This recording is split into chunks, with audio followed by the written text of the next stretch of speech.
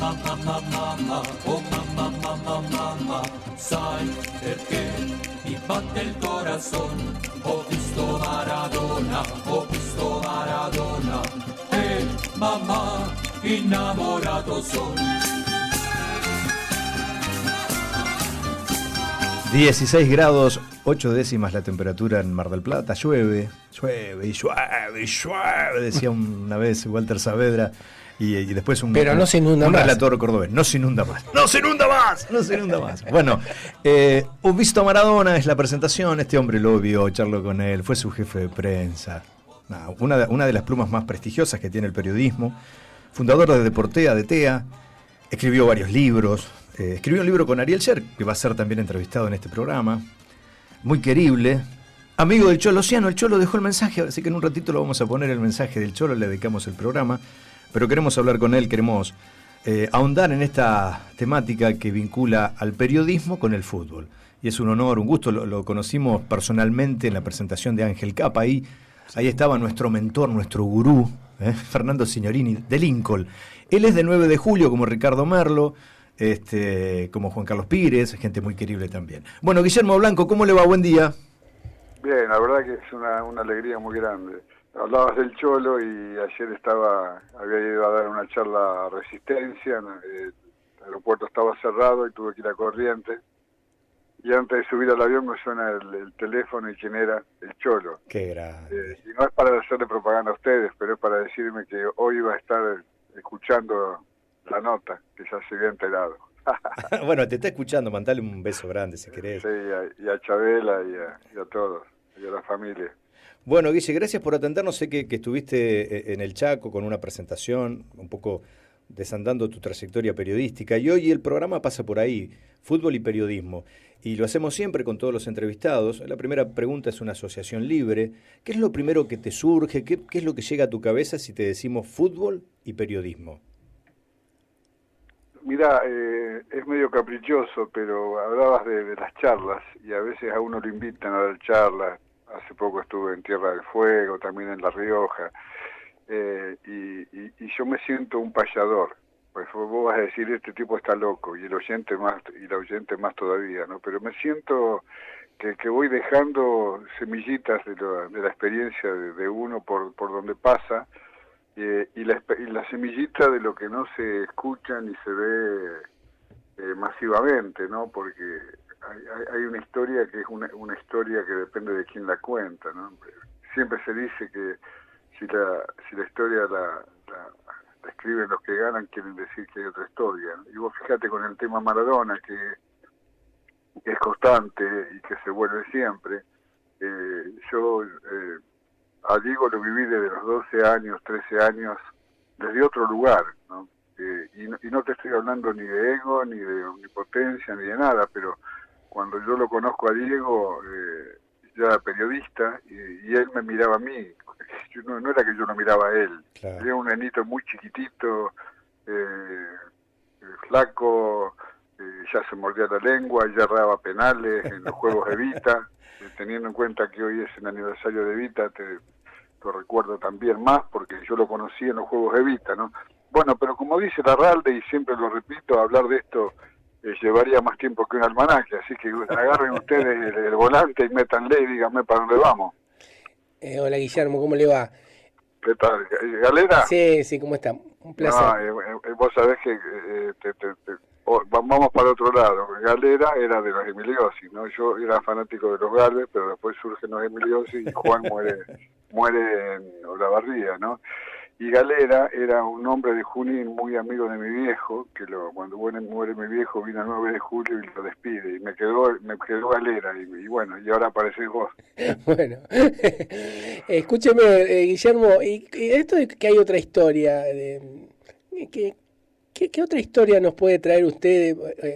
Hoy, esta semana justo se dio esa linda sorpresa para todos los argentinos que amamos a Diego, del Napoli campeón. ¿Qué nos puede contar de eso? ¿Cómo fue esa primera vez? ¿Cómo lo sintió usted como periodista? Porque en realidad la mirada del futbolista es totalmente distinta a la del periodista, que puede ver tener otro panorama, ver más a largo un plano más largo, que decir, no, el futbolista ve el vestuario, la cancha, algunas cuestiones, pero el periodista tiene esa posibilidad de ver un todo más completo, ¿no?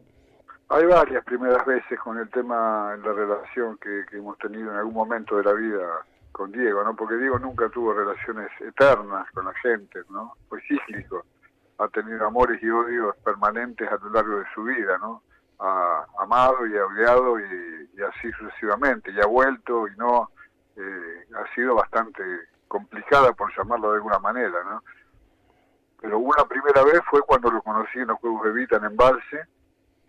Lo recuerdo vagamente, tampoco ahora hay que hacerse que uno se recuerda todo, pero bueno, yo estaba laburando en un diario, El Mundo, y había invitación con el advenimiento de la democracia, entre otras cosas habían vuelto los Juegos de Vita, las finales eran en Embalse, Córdoba, y obviamente nadie quería ir porque era fin de año y los periodistas más viejos querían quedarse, pero yo que estaba con toda el hambre, recién llegado el 9 de julio y demás, me mandé como loco y dije yo puedo ir. Y así aparecí en Córdoba y me vi viendo deportes de todo tipo y viendo el fútbol de estos chicos en un campo agreste a las 12 del mediodía, partidos a pleno sol, 40 grados de tierra en la cancha porque ni pasto tenía, en un complejo que había allí, estatal, que estaba recuperado. Y bueno, y ahí lo conocí, erró su primer penal.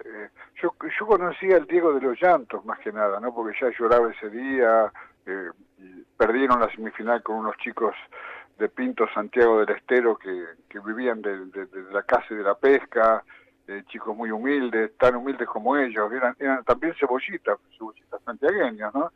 Y ahí uno empieza desde chico a ver el panorama del deporte, que no es la punta del iceberg que ve todo el mundo.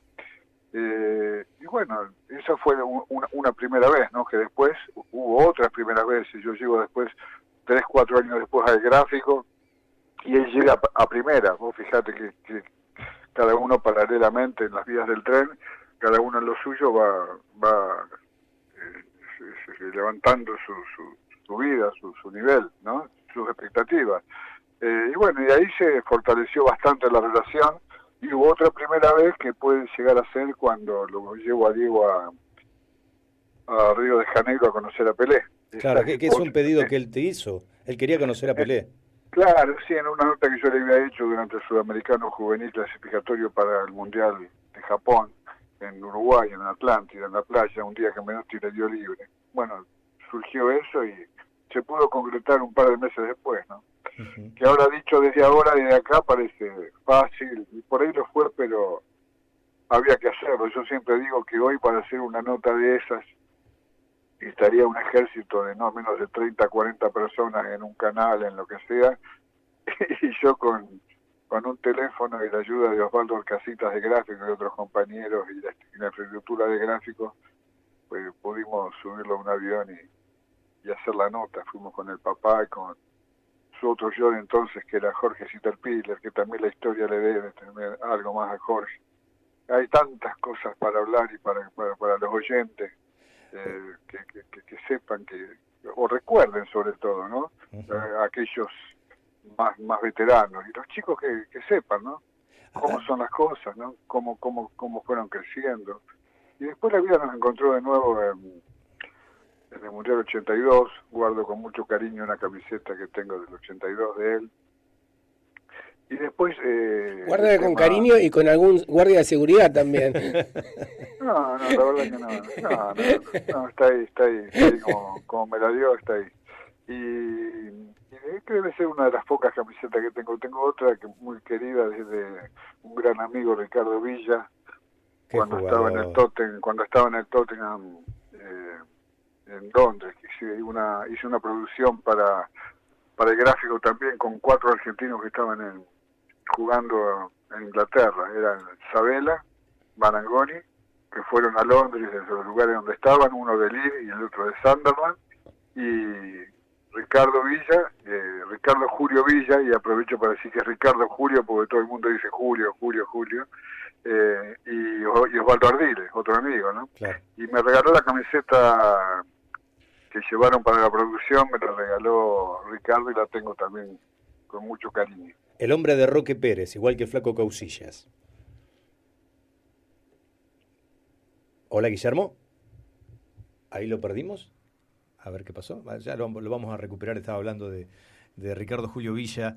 Él dice correctamente y empezaba a contarnos las primeras veces con Diego Maradona. Embalse, para aquellos que no conocen, es un complejo idéntico al de Chapatmalal, recuperado, expropiado por el peronismo y ahí turismo social. Son las mismas construcciones en Embalse, cercano a Río Tercero, un lugar maravilloso, y bueno, y ahí se jugaban finales de los torneos Evita. Últimamente también se juegan finales de los Juegos Evita, un lugar maravilloso, Embalse, un lugar precioso. Bueno, estábamos contando, justo se cortó, tuve la suerte de ir muchas veces como turista a Embalse y le contaba a los oyentes, Guillermo, lo que es Embalse, es idéntico a Chapatmalal, algo que el peronismo, que Perón expropió, era un lugar para que los más humildes, para que los laburantes pudieran tener sus vacaciones. Pero vuelvo ahora, te recuperamos a esto que hablabas yo decía, Villa, el hombre de Roque Pérez, igual que el Flaco Causillas, un jugador excepcional.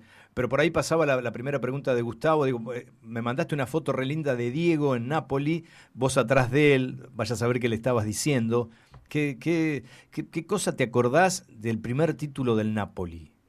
No, yo no estuve en el primer título. No llegaste a estar Cuando sí. empezamos a hablar, yo te decía que yo estuve con el Diego, Sí. que no fue el triunfador. ¿Acaso pudo haber sido cuando Boca salió campeón? Pero yo en general no estuve tampoco estuve en México. Claro. Entonces, No fuiste como hombre sí. Como hombre del gráfico, no fuiste a México, ¿no te tocó? No, yo ya había sido jefe de prensa de Diego también Claro. en el 86. Yo me voy de gráfico en el 82, después del Mundial 82. Bien. Nos fuimos con dos compañeros, bueno, pero es otra historia. Lo que éramos los periodistas antes, ¿no? Que por cuestiones de convicciones por ahí, hasta eso dejamos, ¿no? Ese tipo de trabajo, ¿no? La escuela de Dante Panzeri, ¿no? ¿Cómo? La escuela de Dante Panzeri, que en un momento él se niega en el gráfico a poner en su nota un comentario de un ministro de Economía y creo que era de Alzogaray, me parece. Sí, Alzogaray, claro. En un Boca River, claro. Bueno, pero son otro tipo de historias que tienen que ver con la vida misma y acaso tenga que ver con lo que estemos hablando ahora nosotros también, ¿no? Que las convicciones están perdidas, uno charlando así se tranquiliza un poco y cree que no todo está perdido, ¿no?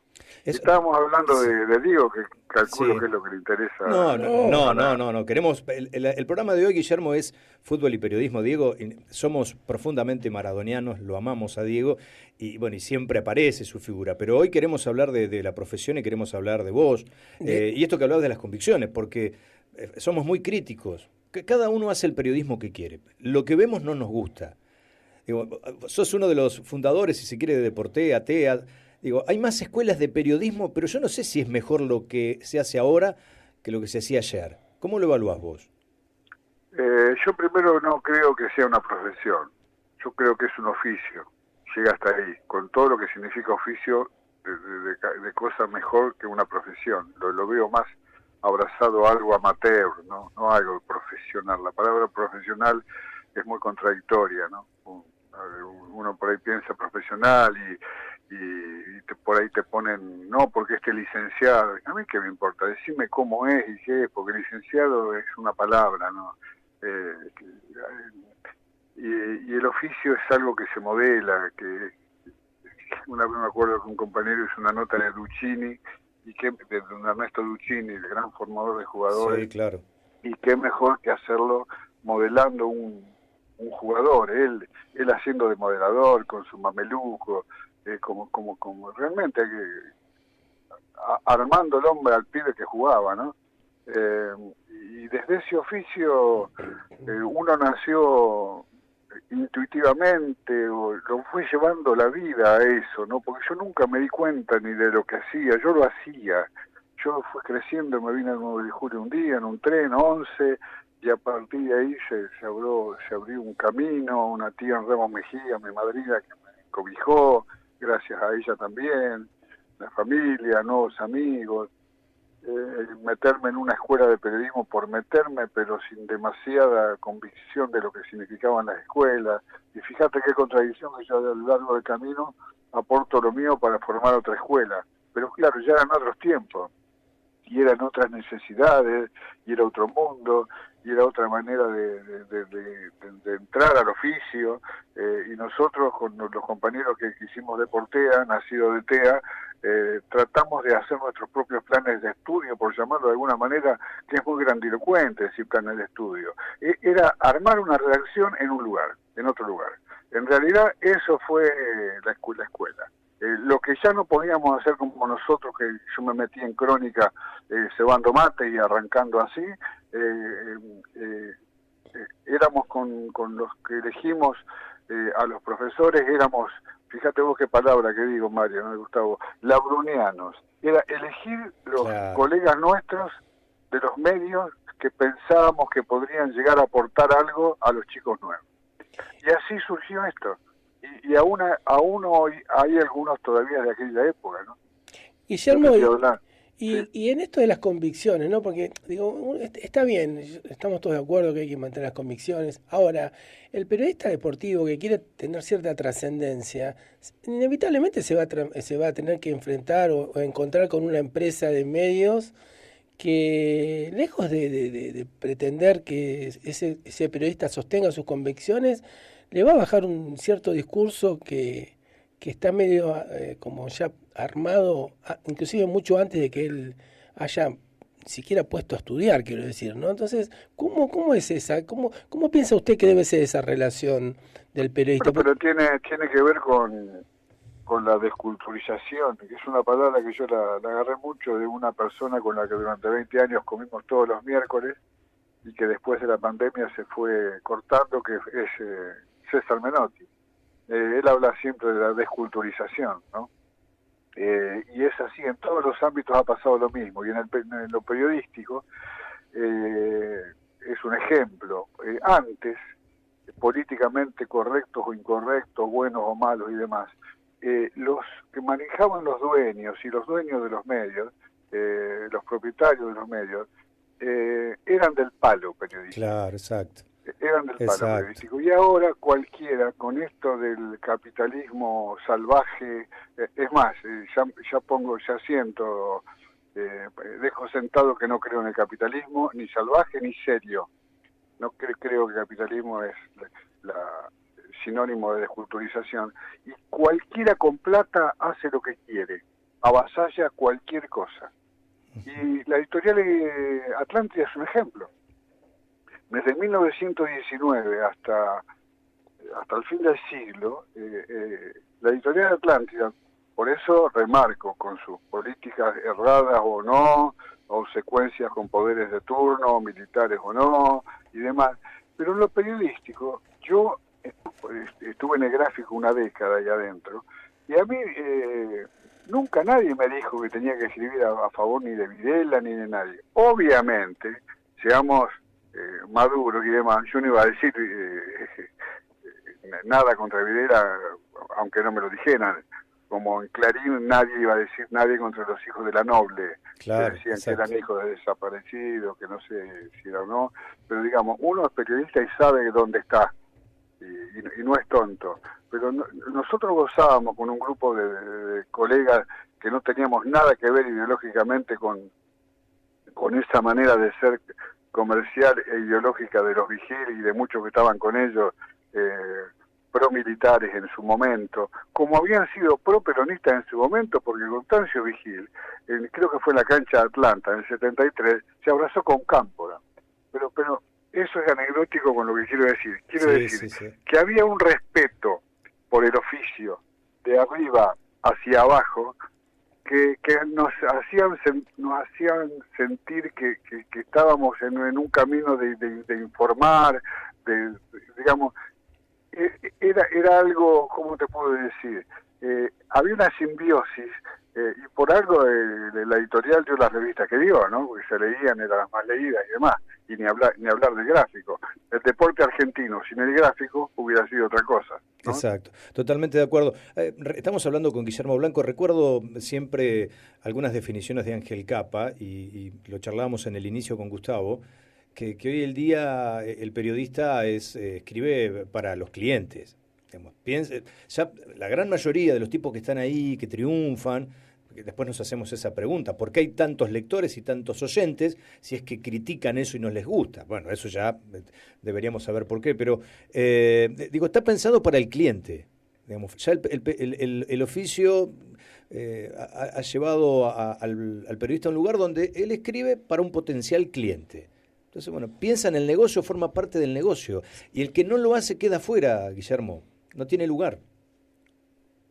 Sí, es así, es uno de los desafíos que hay del Nuevo Mundo, pero este es una aguja en un pajar dentro de todos los desafíos que hay para volver a que la gente a nivel popular pueda volver a poder respirar, ¿no? Cosa que la gran mayoría hoy no lo puede hacer, o por el estómago o por la cabeza, ¿no? No te dejan por ningún lado, te tienen agobiado y cada vez más. Pero como decíamos, hablar de esto llevaría más tiempo que un almanaque, ¿no? Como el querido José Larralde. Pero bueno, intentamos ser un espacio de resistencia. Y bueno, y escuchándote también sumamos a alguien muy importante a esa resistencia. Es decir, no estamos de acuerdo. Quizás el exitoso sea el otro. Sí, a nosotros no nos cabe. Y aparte él puede traer un discurso de una época que ya no está, quiero decir, donde la palabra tenía otro valor. Y bueno, nada, me parece que como ese payador que vos decís que sos, bueno, tus payadas tienen que ver con cuestiones de contar también valores y situaciones de un pasado donde la palabra del que escribía se ponía en juego en cada artículo, quiero decir, ¿no? Y no como en algún punto se vendía a la necesidad de la empresa que estaba trabajando o está trabajando en este momento. Sí, además el payador fue el primer periodista, ¿no, Gustavo? Sí, claramente. Que iba de pueblo en pueblo dando las noticias y... La tradición oral, claro. Creciendo y nutriéndose de donde iba, de la gente y escuchando. Y escuchar, ¿no? Que es una palabra clave hoy, ¿no? Hoy no se escucha. Hoy no se escucha. Hoy se habla y vos no sabés el otro qué es lo que está asimilando de lo que vos decís, ¿no? Ahí decías, Guillermo, de moldear a un periodista, y tenías la figura del oficio, me parece fantástica. Hablabas de Ernesto Duccini, ese que trataba a los jugadores como si fueran sus propios hijos, el que le dio vida a la selección del 79, esa bendita selección del 79. Digo, ¿y a vos quién te moldeó? ¿Quién de los colegas, si tenés que rescatar algunos nombres, quién le fue dando forma a Guillermo Blanco? Yo estaba el 9 de julio y la estación de tren era mi segunda casa porque yo me iba caminando, no era cerca, pero y esperaba ahí que llegaran los diarios, las revistas, y llegaba el gráfico, ¿no? Y yo, te voy a decir un absurdo, es que escribía con muchos puntos suspensivos porque lo imitaba Osvaldo Rizone. ¡Ay, por favor, qué belleza! Porque Osvaldo era de los puntos suspensivos, era alargar el pensamiento para que la gente pudiera pensar algo más de lo que él escribía, ¿no? Él lo escribía con puntos suspensivos, como diciendo, piensen ustedes lo que quieran, y estaban los puntos suspensivos ahí. Osvaldo Rizone fue, pero no solo en lo periodístico deportivo, porque Osvaldo era mucho más, sí. Era la música, era la poesía. Yo tuve la suerte de escribir prólogos de libros de él, soy muy amigo de uno de los hijos que es cantante, que es músico, Daniel. Pero el negro, alguien que no ha sido rescatado, y quizás no creo que lo sea, lamentablemente, que como escribía él era maravilloso, que es Carlos Marcelo Thierry, el negro Thierry, en la década del 70, el que vaya al gráfico, que tenga la posibilidad, va a ver cómo escribía el negro Thierry, ¿no? Con qué candor, con qué elegancia, con qué frescura. Era un Clodoaldo de la selección del Brasil, era un Fatiga ruso de Huracán, qué eran lindo. Esos tipos, ya hay muy poco, era un Fernando Redondo, ¿no? De esos tipos, ¿no? Y tiene que ver con la palabra esa de desculturización, nos hicieron bolsa, ¿no? Nos hicieron bolsa. El otro día estábamos con unos amigos,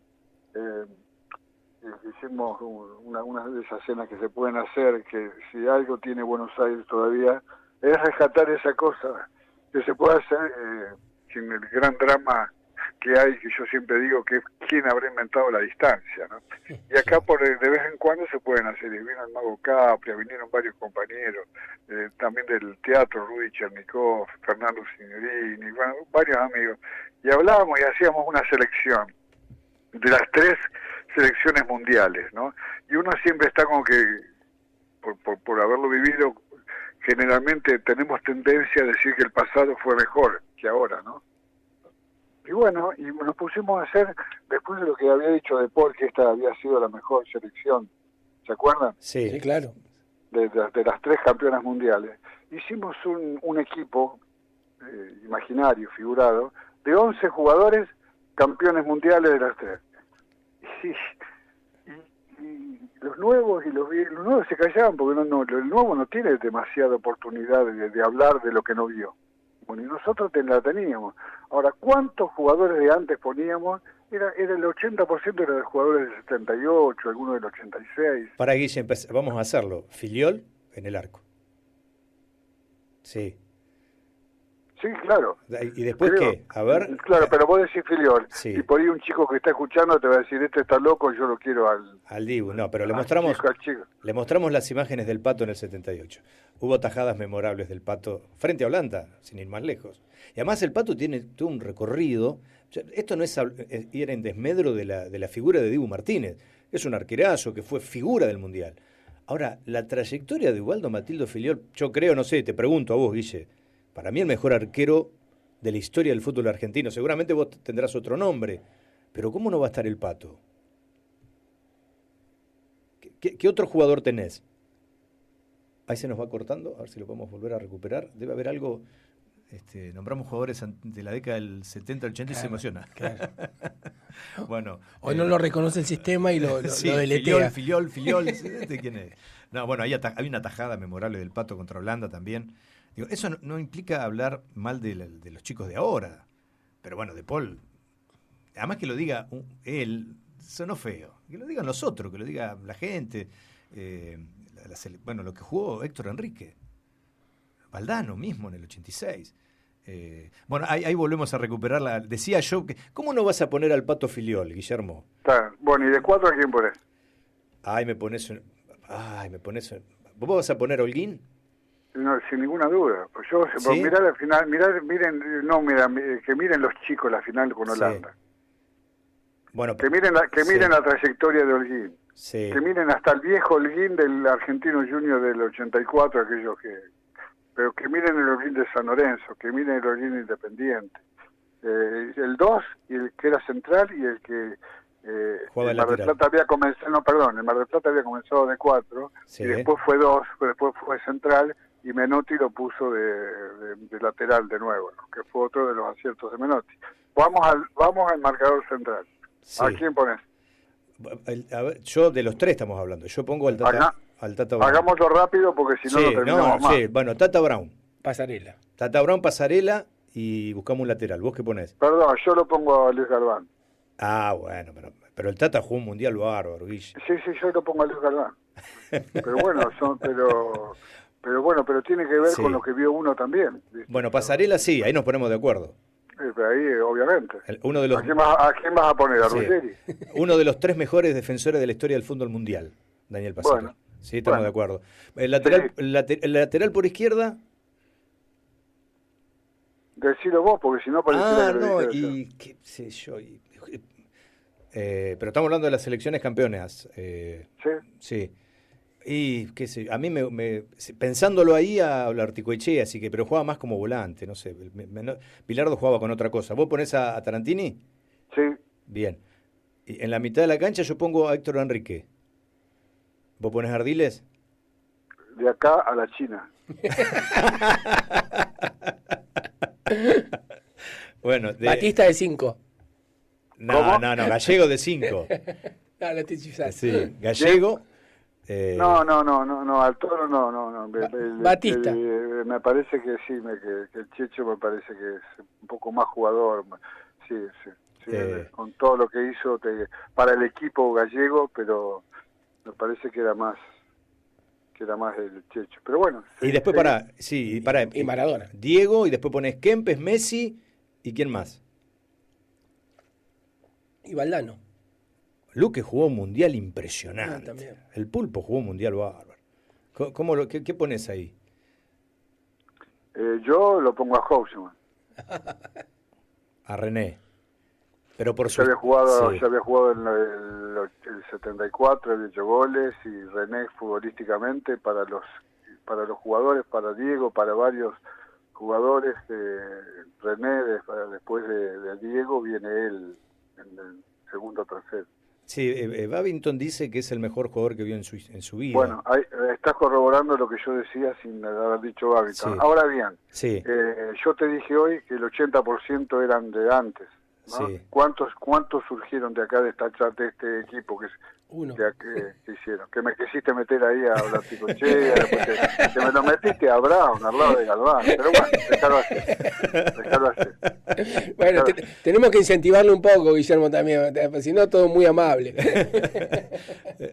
Escúchame, mérito de Menotti, ponerlo a Luis Galván, titular de la selección que fue campeona del mundo, que no lo conocía ni la madre, un santiagueño maestro que jugaba en Córdoba, y que acá gran jugadores que tuvo que dejar afuera porque él creía en otra cosa, y le fue bien, como Mouso era un jugadorazo, y fue el titular, ni siquiera estuvo Mouso, el titular fue Luis Galván. No nos olvidemos de la dinámica de Valencia, que después no rindió tanto, pero en esos momentos, el Jujeño era un jugador que con Diego hicieron maravillas en la gira del 79, 80, llegó a ser compadre de Diego, un jugador, José Daniel Valencia, un jugador maravilloso. Sí, lo entrevistamos y no solo jugaba bien, sino piensa bien, Guillermo. Y canta bien, canta bien. Un tipo formidable. Estamos hablando con Guillermo Blanco y hablamos de Diego, de César. Yo te acerqué un libro que escribí y cuento ahí mi amor por Diego. Y mi primera historia con Maradona, yo siendo muy pibito, es a través de la imagen de la tele, cuando un noticiero decía que Maradona no iba a jugar el Mundial. Y vi a Diego un poco llorando, triste, y yo me enamoré para toda la vida de Diego. Digo, ustedes que son tan cercanos a César, yo me acuerdo Saporiti diciéndole hasta el último momento, déjalo al pibe, no lo cortes al pibe, que juegue el Mundial. ¿Vos qué mirada tenés de eso? Perdón, sí. Yo creo que el tiempo agranda las cosas. A ver. Con todo lo maradoniano que soy yo, no hace falta que lo diga, no había manifestaciones populares por Diego en ese momento. Diego recién empezaba, se estaba haciendo. Si Argentina no hubiera sido campeón del mundo, nadie hubiera dicho nada, ¿no? Si Argentina hubiera quedado afuera en la primera ronda como quedó en Corea, ¿se acuerdan del Mundial de Corea-Japón? Sí. Si se hubiera pasado eso, hubiera dicho, lo quemó al pibe. ¿Pudo jugar Diego? ¿Pudo estar en el plantel? Obviamente que sí. Pero bueno, hay que ver las cosas en el tiempo y en el espacio. Uh-huh. Y entonces, si vos empezás a analizar desde ese lugar y desde ese momento, analizar cada uno de los que había y la trayectoria que tenía de cada uno de los que había. Ricardo Villa, volvemos a ese tiempo y espacio, hoy para la gente no era tanto, no sería tanto, pero en ese momento había sido el pase récord del fútbol argentino con todo lo que significaba de Atlético Tucumán a Racing. Y yo lo recuerdo porque me acuerdo que en el principio del 77, recién estaba yendo al gráfico, estaba en goles todavía, y me fui a Roque Pérez, que ustedes nombraron recién Roque Pérez, al campo de él, a hacer una nota, y le llevé la camiseta de Racing por primera vez, fue la tapa de goles. Esos eran los jugadores de ese momento. Omar La Rosa, con todo lo que significaba, el Bocha. Les voy a decir algo que a lo mejor no lo saben o sí. A ver. Puede ser que sí. Menotti en el 77, ya en la gira esa que se hizo en la cancha de Boca, en la serie de la cancha de Boca, que fue maravillosa, que la Argentina vinieron a Inglaterra, Alemania, vinieron todos, los mejores vinieron todos. Ya Menotti tenía una idea en la cabeza. ¿Y cuál era la idea que tenía en la cabeza? De que Ricardo Enrique Bocchini fuera el 10 de la selección en el Mundial 68. ¿No sabían eso? No. Bueno, se lo pueden preguntar a Menotti. en ese entonces, cuando yo digo el tiempo y el espacio, y que nadie sabe nada, y la desculturización, y que discutimos desde acá con cosas del pasado, pero no nos ponemos en el pasado para discutirla, y él creía que tenía una enfermedad incurable, y se recluyó, no jugó en Independiente, se fue a Zárate, a su lugar de origen, anduvo mal y demás, y se perdió el Mundial. Él era el líder de la selección. Mira, esto no lo sabíamos. Sabíamos sí del amor, y era la Rana Valencia era el jugador de César. Entonces Diego después en sus memorias dice, no, bueno, la Rana era el jugador de César, lo que decía, Villa era un crack, estaba Alonso, que bueno, algunos dicen entró por la ventana porque hubo algunas presiones. Pero lo del Bocha no lo teníamos, no sabíamos esa historia. Él era el 10 de la selección argentina para el Mundial 78.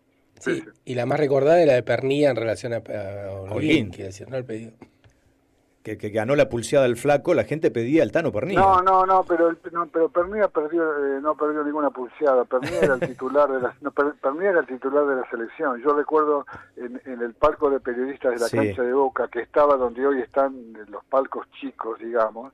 Yo lo tenía a 4 metros abajo en el piso, cuando él lo escupe a una escocesa, Johnston.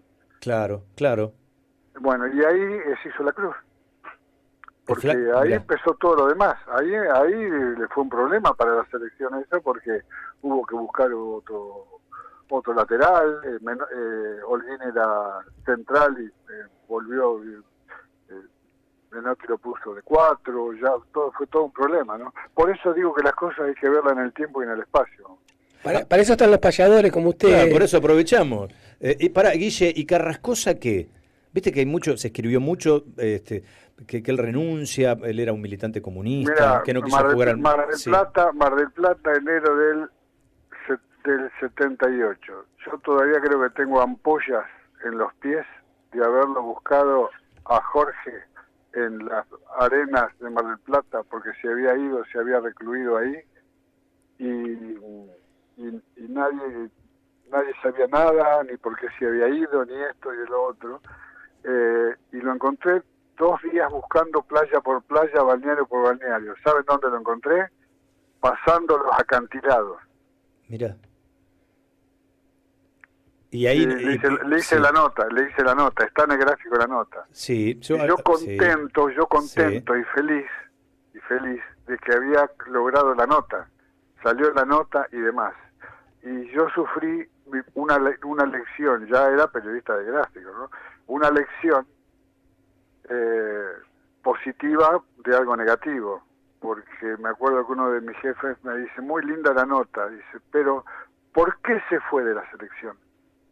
Si aún todavía no está claro por qué se fue, en aquel momento menos todavía, ¿no? Yo tengo mi propia teoría o hipótesis, como las tenemos todos, que por alguna cuestión política, porque él era muy de izquierda, otra que él era muy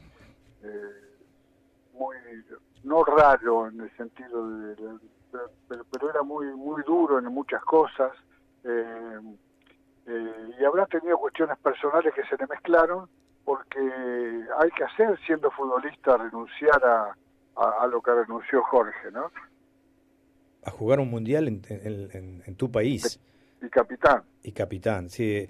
Es de una nobleza, si es porque él tenía una convicción ideológica, es para que le hagan no un monumento, 10 monumentos.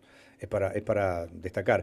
Guille, no queremos abusar de tu tiempo, ya nos está esperando Ariel Sher, a quien conocés. Pónganse de pie para escucharlo, Ariel. Sí, es un tipo muy querible, muy talentoso, así que en un ratito vamos a hablar con él.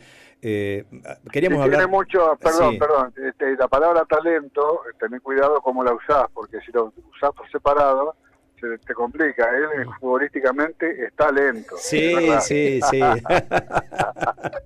Es un racinguista lento, pero bueno, pensante, distribuye bien. Ha sido un placer, queríamos escucharte es aprender. Esto que decís, nos encantó la figura del payador. Sabemos que vas por el país contando tus historias, así que ojalá podamos organizar algo en Mar del Plata. Le vamos a decir al Cholo y a otros colegas queridos que estén y que vengas. Bueno, acá está la casa, la universidad, para que puedas venir a dar alguna charla y ayudarnos a seguir pensando el periodismo y hacer un periodismo mejor, ¿no? Por ahí pasa, ¿no? Para mejorar el oficio. Y haciendo resistencia a esto de la desculturalización que decís vos, ¿no? Exacto, ese es el objetivo de este humilde programa, Guille. Sí, lo sé, y por eso es un gusto, es muy grato poder conversar con ustedes. Y déjame que los salude al Cholo a través de la radio. Bueno, él te está escuchando y te quiere mucho, así que bueno, también es un placer tenerlo como oyente. Bueno, y como dicen los colombianos, para atrás ni para tomar envío. Exacto. Bueno.